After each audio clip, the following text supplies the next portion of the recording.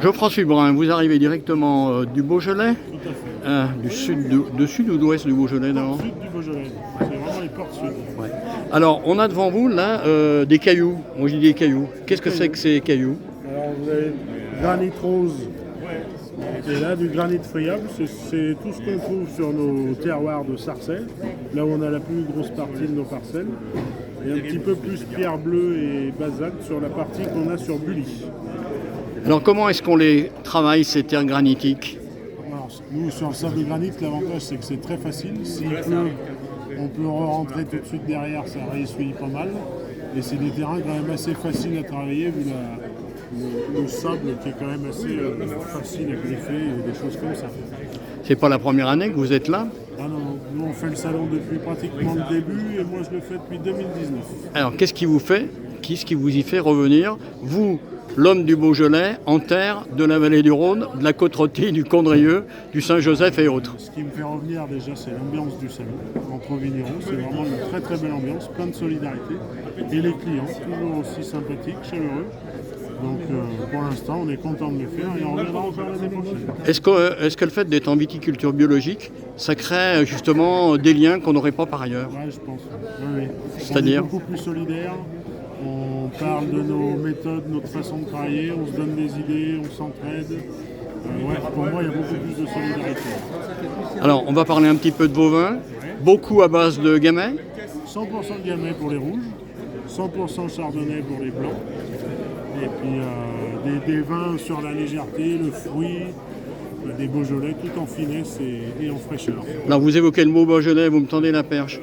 Est-ce que justement le beau Beaujolais, surtout à Lyon, hein, il a été longtemps décrié? Est-ce que ça nuit pas justement à la réputation? Il est toujours un peu décrié, mais les gens s'ouvrent de plus en plus, je dirais, à goûter du Beaujolais.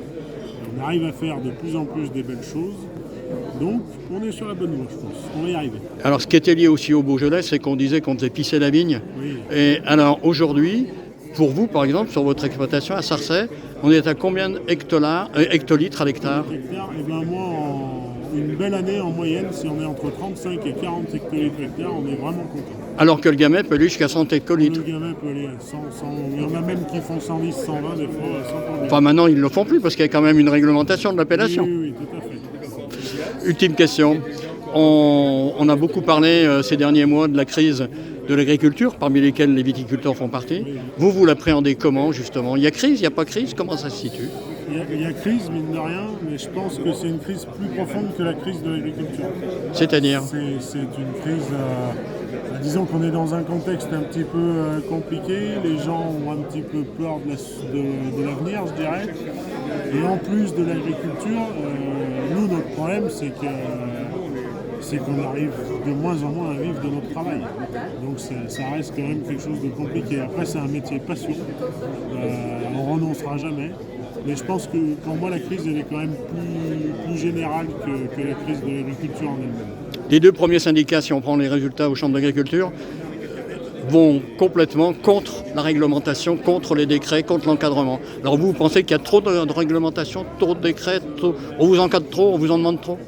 On nous encadre trop. Après, c'est bien d'être encadré, hein. Je ne veux pas dire le contraire. Mais peut-être qu'on pourrait nous laisser un tout petit peu plus les mains libres et on arriverait à faire des choses. On arriverait peut-être mieux à vivre de ce qu'on fait.